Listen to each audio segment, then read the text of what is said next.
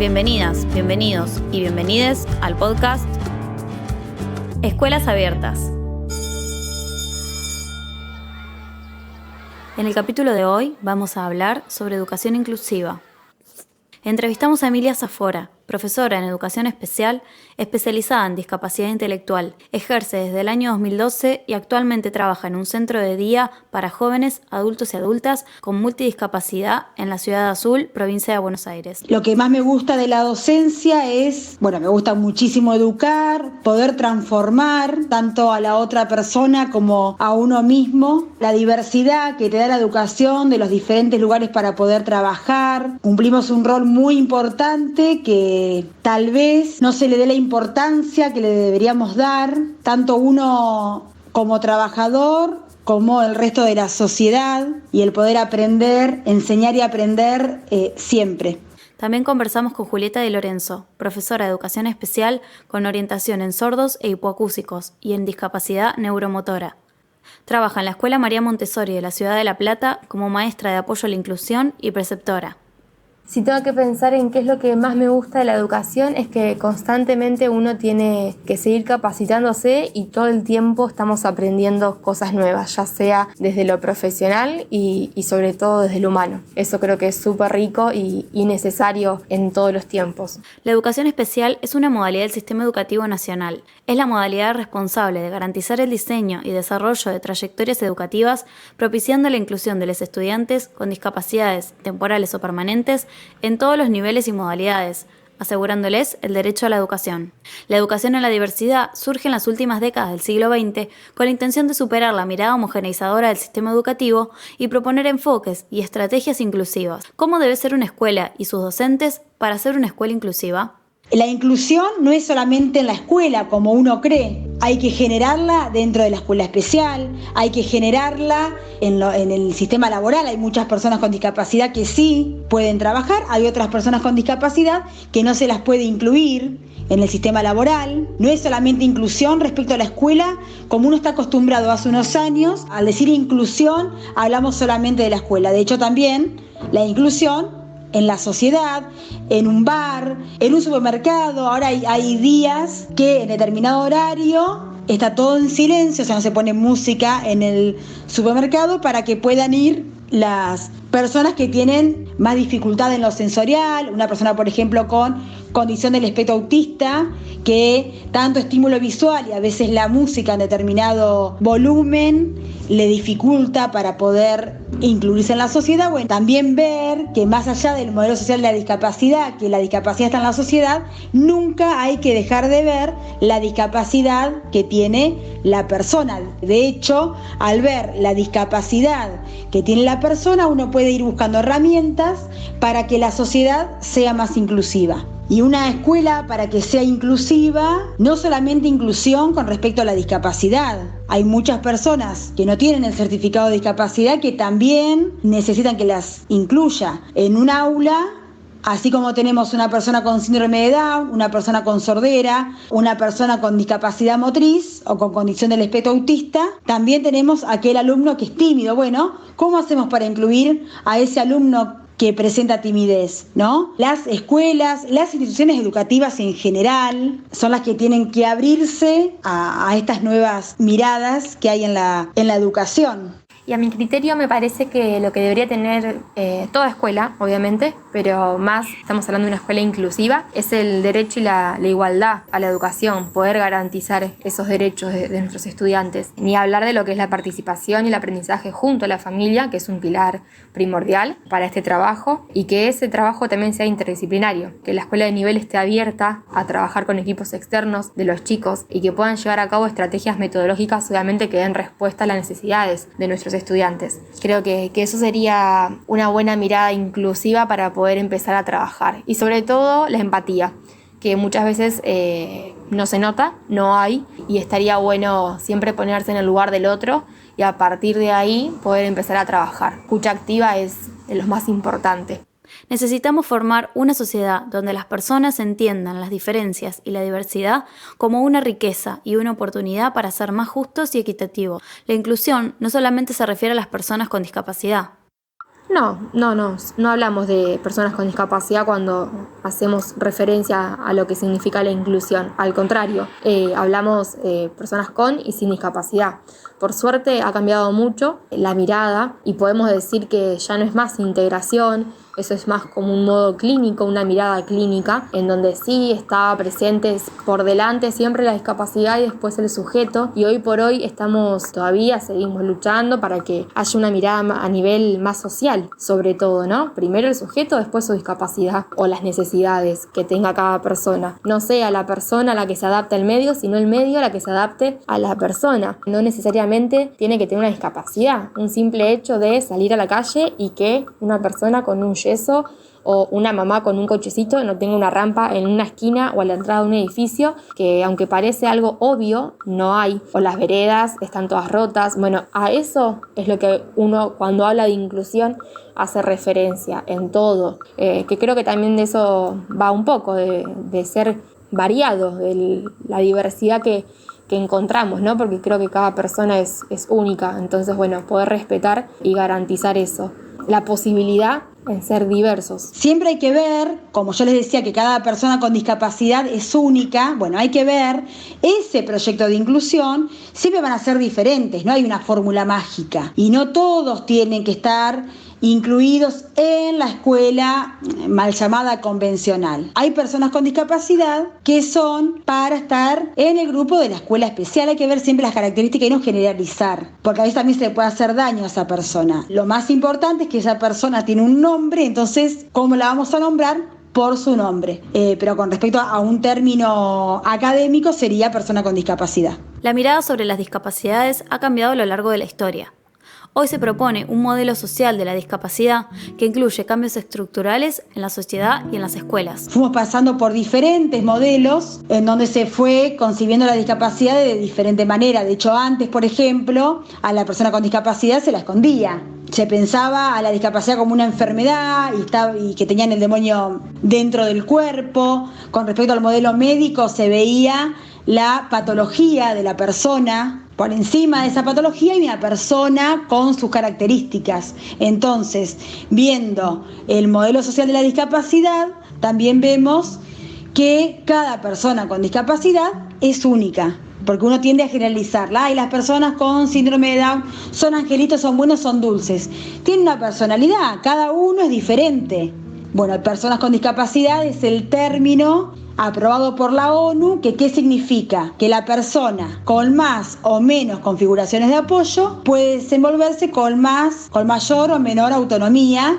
La calidad educativa es un tema que nos preocupa a los docentes de hoy. El tiempo de pandemia nos hizo pensar en qué tipo de educación puede ofrecer la escuela y qué tipo de educación necesitan las personas en el mundo actual. El hecho de concurrir a la escuela con una jornada completa y una presencialidad plena no significa que la escuela esté dando respuesta a las necesidades educativas de los alumnos. La calidad educativa implica la construcción colectiva de los saberes socialmente relevantes, una tarea difícil y mucho más compleja en las escuelas inclusivas. No solamente la educación de calidad es a partir de lo académico, que obviamente es súper importante, 100% importante lo que uno le enseña en cuanto a contenido, pero tal vez educar a través de las emociones, no solamente que sepa sumar, restar y las reglas ortográficas y sepa de literatura y de la biología, sino que también pueda desenvolverse, tenga herramientas esa persona para poder desenvolverse en la vida en cuanto a sus emociones. Generar espacios, talleres con las familias. La familia lo es todo ante la educación de nuestros chicos. Entonces, si no trabajamos con ellos, va a ser imposible llevar a cabo una escuela inclusiva o una educación de calidad. Porque muchas veces siempre decimos, el alumno no discrimina, son los padres, y es así lo que repiten. Y te puedo asegurar que sí, es totalmente cierto, porque cuando después vos trabajás con un grupo y le explicás a los chicos que van a tener un compañero con tal o cual discapacidad y ya lo conocen y comparten experiencias, y ahí te das cuenta que ya esa primer mirada que tenían los chicos ya por suerte no la tienen y es otra. Creo que a través de las experiencias uno va aprendiendo y cambiando su visión. Puede ser una mejor escuela en cuanto a calidad y en cuanto a inclusión, haciéndose parte, familia de todo ese proceso. Sabemos que las escuelas deben cumplir con ciertos aspectos burocráticos. Son rígidas en cuanto a los tiempos, horarios de clase, de descanso, módulos, ciclos lectivos. Son estructuradas en cuanto a los contenidos curriculares y disponen a los alumnos en ciertas calificaciones universales. Ahora, ¿cómo podemos conjugar esa escuela con la institución flexible, abierta y crítica que requieran las propuestas inclusivas? Una muy buena conjugación y sumamente importante es lo que nosotros llamamos comúnmente como PPI, Propuesta Pedagógica para la Inclusión, en donde justamente tiene un carácter flexible, es abierta y en donde en ella se van a desarrollar y a dejar por escrito todos los requisitos, las estrategias, el punteo de la inclusión de nuestro alumno. Es en conjunto, tanto la escuela de nivel como la escuela de la modalidad especial van a ir redactando, y no solamente los docentes a cargo del alumno, con esto me refiero, no solo es la MAI, la maestra de inclusión y la maestra del grupo, sino están los directivos, están los equipos. Si el equipo del nivel tiene un equipo de orientación, genial, también está el equipo de la escuela especial, están las familias. Es un acuerdo que se hace entre los tres, o sea, la escuela de nivel, la escuela especial y la familia, y donde se van a llevar a cabo ahí todas las estrategias que el chico vaya a necesitar. Me parece que eso es un acuerdo importantísimo y que no es solamente un documento que se firma y se tiene que hacer a principio de año y listo. No, todo el tiempo repensar y a los 3 meses de haberlo firmado decir, bueno, a ver, ¿qué pusimos acá? ¿Se pudo lograr? ¿Se llevó a cabo? ¿Habría que modificar algo? Esto que decía en cuanto a los horarios. Bueno, quizás mucha carga horaria para mi alumno, entonces en vez de tener 4 horas, hacemos 3 horas y vemos cómo funciona. Siempre decimos que es mejor la calidad y no la cantidad. Hay muchísimas situaciones que hay que tener en cuenta a la hora de armar una PPI. Constantemente releerla, que todos los intervinientes de una escuela estén al tanto de que hay una PPI con X alumno, para que después todo funcione de una manera mucho mejor. Que por ejemplo la educación especial, donde yo trabajo, que trabajamos con gente joven y adulta con multidiscapacidad, las evaluaciones son de otra manera, no ponemos muy bien regular, un número. Estaría buenísimo que yo siempre digo que los perfeccionamientos docentes por lo general, lo que son para la escuela mal llamada convencional, son temas para escuelas mal llamadas convencionales. Lo de las escuelas especiales, seguimos tratando el tema de las escuelas especiales. Tendría que ser al revés.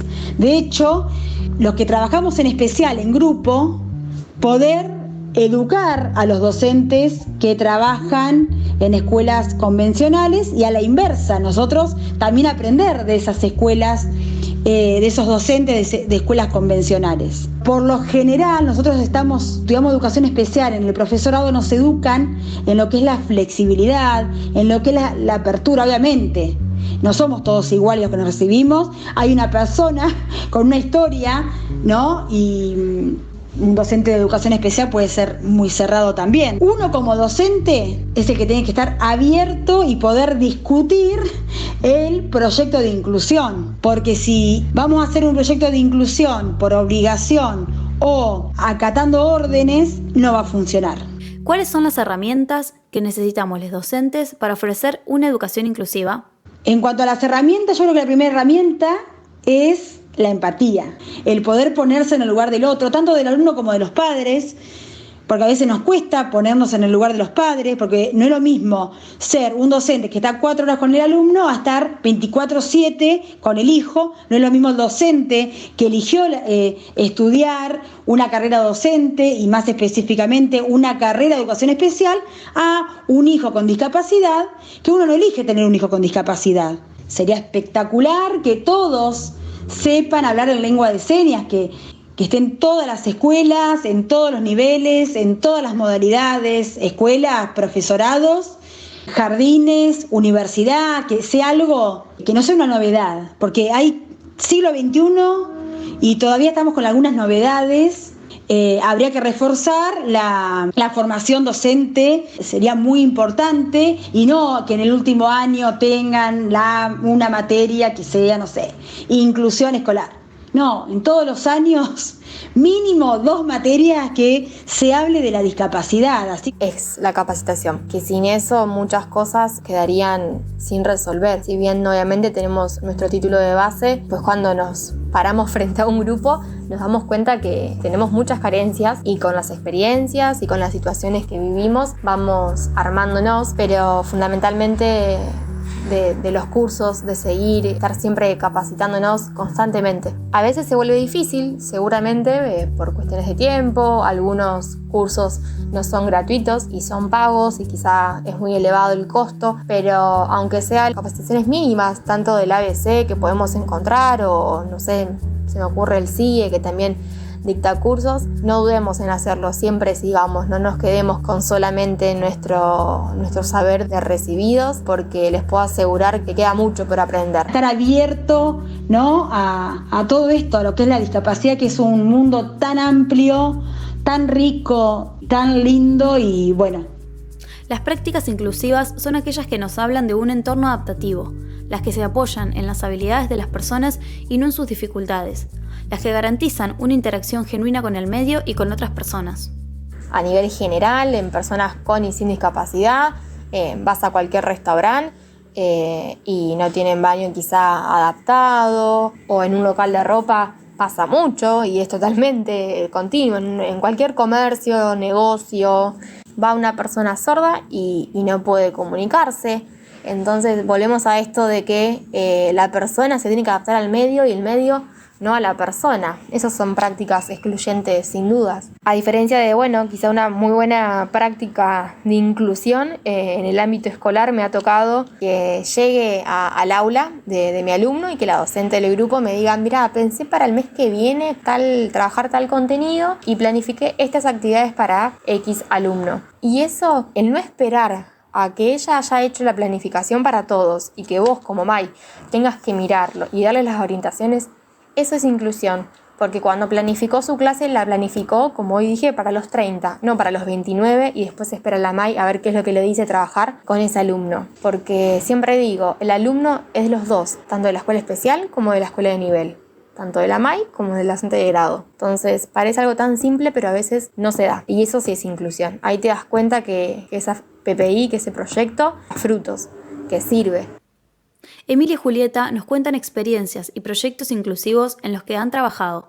Son muchos y variados, pero destacamos el valor del arte no solo como una herramienta de inclusión, sino como un espacio de libertad, de goce y de ejercicio pleno de los derechos de todas las personas.